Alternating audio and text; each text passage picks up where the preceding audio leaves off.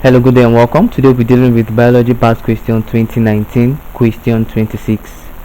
The digestion of proteins starts in the A. Small intestine, B. Stomach, C. Large intestine, D. Mouth.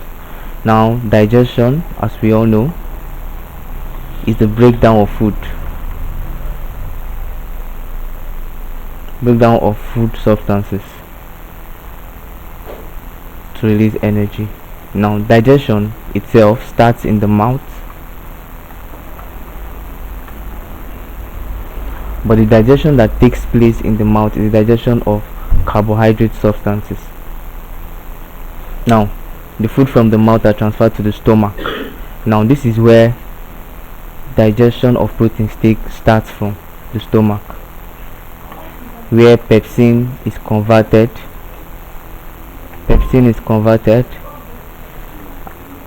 And renin, found in babies, is coagulated.